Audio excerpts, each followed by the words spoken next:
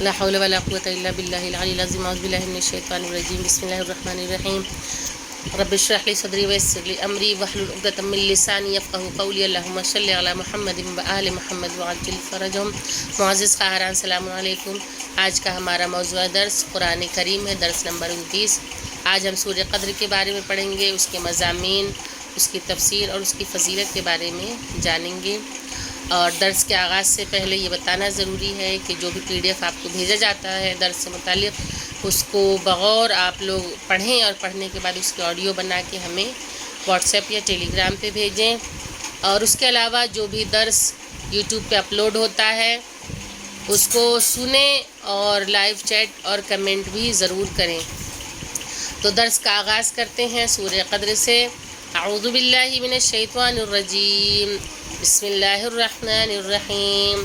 انا انزلناہ فی لیلۃ القدر وما ادراک ما لیلۃ القدر.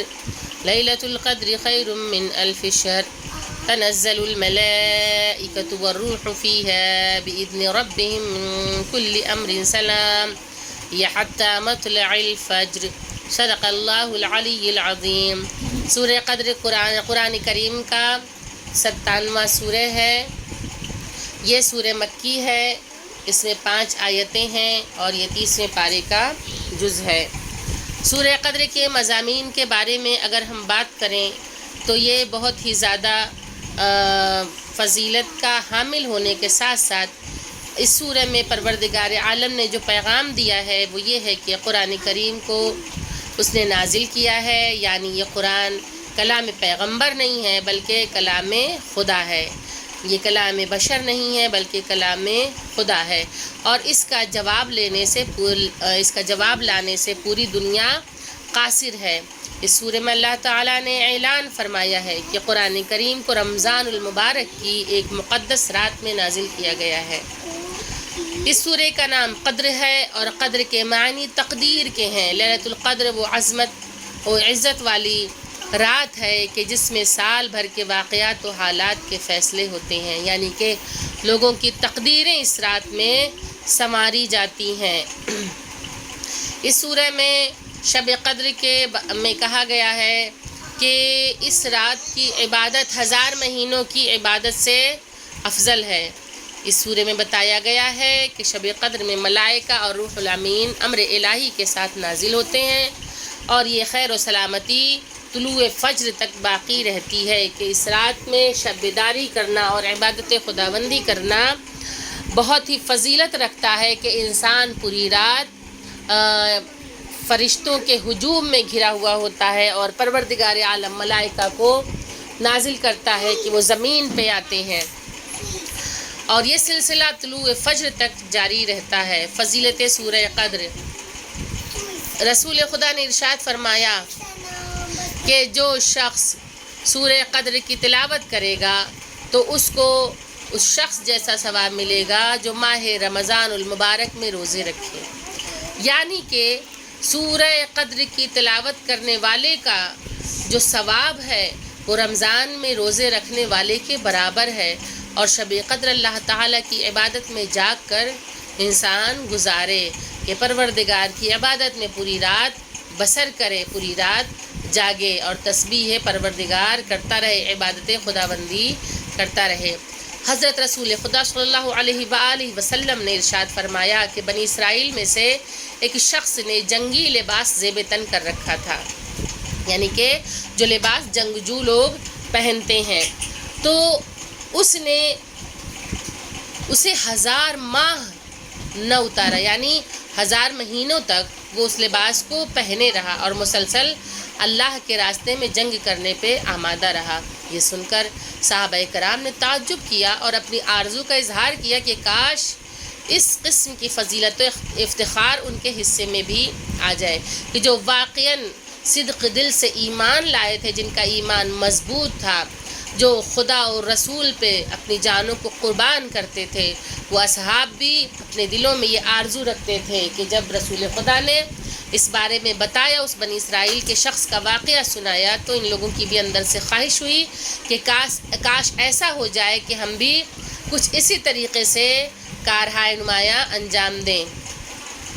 تو فضیلت و افتخار کا حصہ بھی ان کے قسمت میں آ جائے تو یہ سورہ نازل ہوئی کہ شب قدر کی عبادت 1000 ماہ کی عبادت سے افضل ہے، کہ اگر کوئی انسان شب قدر میں عبادت کرتا ہے، پورے رات اگر جاگتا ہے تو اس کی عبادت اس 1000 ماہ سے افضل ہے، کہ گویا جیسے بنی اسرائیل کے اس شخص نے جنگی لباس 1000 ماہ تک زیب تن کیا اور خدا کے لیے وہ آمادہ جنگ رہا، تو اگر کوئی شب قدر میں جاگتا ہے تو اسے بھی اسی طریقے کی عبادت کا ثواب حاصل ہوگا۔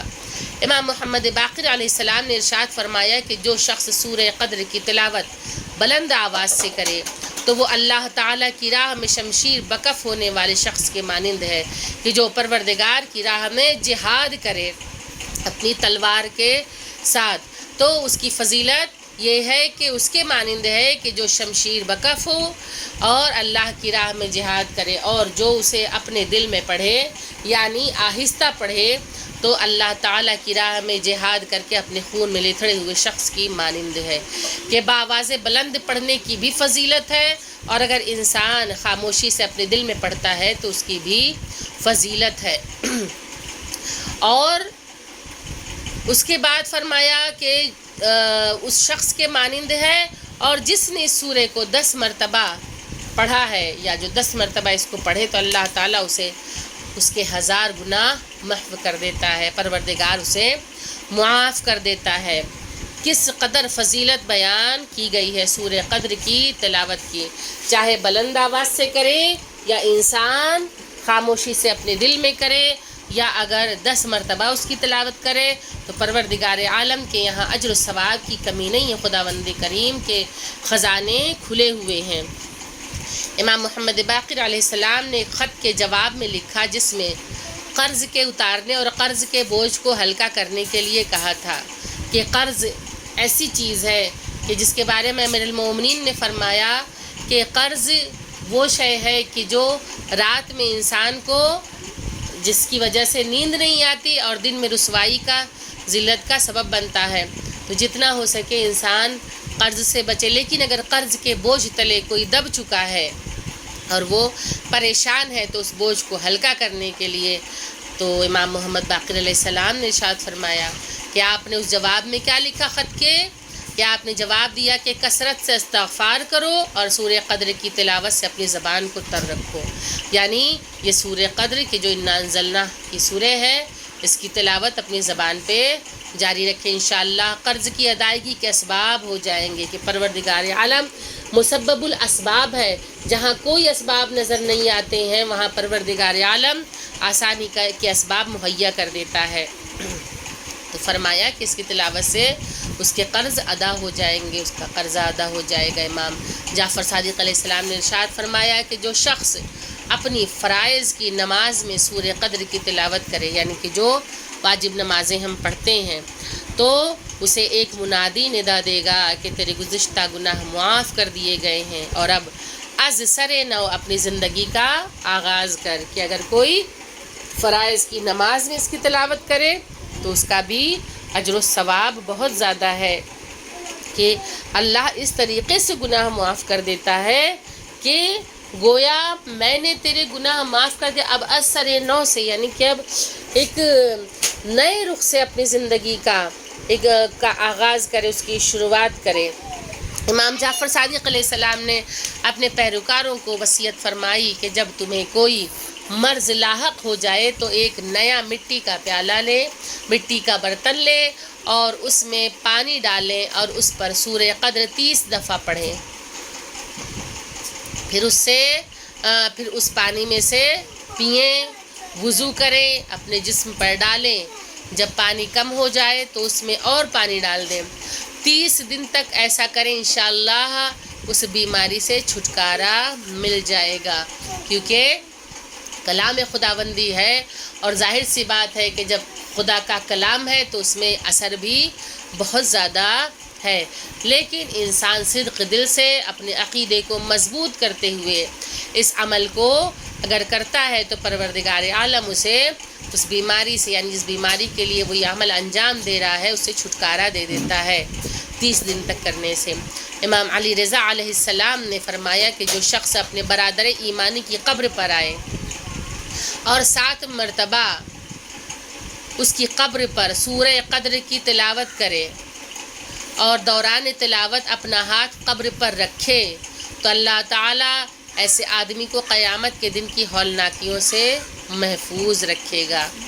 کہ قبر پہ جب برادر مومن کی قبر پہ جائے تو اس کی قبر پہ 7 مرتبہ سورہ قدر پڑھے، اور اس طرح کہ اس کی قبر پہ اپنا ہاتھ رکھ کر اگر کوئی پڑھتا ہے تو پروردگار عالم قیامت کی ہولناکیوں سے اسے اپنے حفظ و امان میں رکھے گا۔ اب اس کے ترجمے کی طرف نظر کرتے ہیں۔ بسم اللہ الرحمن الرحیم، شروع اللہ کے نام سے جو بڑا مہربان اور زیادہ رحم کرنے والا ہے۔ اِنَّا أَنزَلْنَاهُ فِي لَيْلَةِ الْقَدْرِ، بے شک ہم نے اسے شب قدر میں نازل کیا ہے۔ وَمَا أَدْرَاكَ مَا لَيْلَةُ الْقَدْرِ، اور آپ کیا جانیں کہ یہ شب قدر کیا ہے۔ لیلۃ القدر خیر من 1000 شہر، شب قدر 1000 مہینوں سے بہتر ہے، یعنی وہ ایک رات کی فضیلت یہ ہے کہ وہ 1000 مہینوں سے بہتر ہے۔ تنزل الملائکۃ والروح فیہا بإذن ربہم من کل امر، اس میں ملائکہ اور روح الامین اذن خدا کے ساتھ تمام امور کو لے کر نازل ہوتے ہیں۔ سلام ہی حتی مطلع الفجر، یہ رات طلوع فجر تک سلامتی ہی سلامتی ہے۔ مختصراً تفسیر کی طرف اگر ہم جائزہ لیں تو اس کے بارے میں شب قدر نزول قرآن کی رات، یعنی کہ قرآن کریم کی آیات سے اچھی طرح معلوم ہوتا ہے کہ سارا کا سارا قرآن کریم رمضان المبارک میں نازل ہوا ہے، اور سورہ قدر کی پہلی آیت میں مزید پروردگار عالم فرماتا ہے کہ ہم نے اسے شب قدر میں نازل کیا ہے، اور شب قدر رمضان المبارک میں ہے، لیکن اس بارے میں اختلاف ہے کہ وہ کون سی رات ہے۔ اس کے بارے میں امام جعفر صادق علیہ السلام نے ارشاد فرمایا کہ شب قدر کو 21ویں اور 30ویں رات میں تلاش کرو، 23ویں رات میں تلاش کرو، یعنی کہ ایک جو نمبرز ہوتے ہیں آڈ اور ایون، تو جو آڈ نمبرز میں یعنی کہ 21 اور 30 جو ہیں یہ آڈ میں آتے ہیں۔ جفت اور طاق راتوں کے بارے میں کہا ہے کہ جو طاق ہے یعنی کہ جو آڈ نمبرز میں آتی ہیں جو راتیں، جیسے 21 اور 23 میں، اسی میں شب قدر کو تلاش کریں۔ تو یہ آج کا درس رہا۔ پروردگار عالم ہم سب کو اس سورہ کی تلاوت کی توفیق عطا فرمائے، قرآن کریم کی تلاوت کی توفیق عطا فرمائے، اور اپنی زندگی کو سنوارنے کا جو ذریعہ ہے یہ قرآن کریم، خداوند کریم اس پہ عمل کرنے کی توفیق ہم سب کو عطا فرمائے، اور خداوند کریم ہم سب کی زندگیوں میں بار بار شب قدر کو لکھے کہ ہم عبادت خداوندی میں اس رات کو بسر کریں۔ یہ آج کا درس رہا، اور اس کے بارے میں جیسا کہ پہلے میں نے درس کے آغاز میں بتا دیا تھا کہ اس درس کی آڈیو بنائیں اور ہماری ٹیلی گرام نمبر پر اپنی آڈیو بھیجیں، اور اس درس کے درمیان ہی میں جو سوالات آپ سے کیے جائیں گے ان کے جوابات کو لکھ کر بھی ہمیں آپ لوگ بھیجیں گے انشاءاللہ۔ تو سوال کا آغاز کرتے ہیں کہ پہلا سوال یہ ہے کہ سورہ قدر کتنی آیتوں پہ مشتمل ہے، نیز یہ کس پارے میں ہے، اس میں کتنی آیتیں ہیں۔ اس کے علاوہ دوسرا سوال یہ ہے کہ اس سورہ کے مضامین کیا ہیں۔ اس کے بعد تیسرا سوال کہ فضیلت سورہ قدر میں رسول خدا نے کیا ارشاد فرمایا۔ اس کے بعد چوتھا سوال ہے کہ فضیلت سورہ قدر کے بارے میں امام محمد باقر علیہ السلام نے کیا ارشاد فرمایا۔ اس کے بعد اگلا سوال یہ ہے کہ رسول خدا نے کون سا واقعہ اپنے اصحاب کو سنایا کہ جس کے بعد اصحاب کے دل میں ایک تجسس پیدا ہوا، ان کے اندر ایک خواہش پیدا ہوئی، اس واقعے کو آپ لوگ تحریر کریں۔ اگلا سوال، امام جعفر صادق علیہ السلام نے کون سا عمل بتایا ہے بیماری سے چھٹکارا پانے کے لیے۔ اس کے علاوہ ایک اور سوال آپ لوگ نوٹ کر لیں کہ سورہ قدر کی کم از کم 3 آیتوں کی ترجمہ و تفسیر کر کے ہمیں بھیجیے انشاءاللہ۔ یہ رہے آج کے سوالات۔ آپ لوگ اس کے جوابات لکھ کے ہمیں واٹس ایپ یا ٹیلی گرام پہ ضرور بھیجیے گا انشاءاللہ۔ وآخر الدعوانا الحمدللہ رب العالمین، اللہم صلی علی محمد و آل محمد وعجل فرجہم۔ سلام علیکم، خدا حافظ۔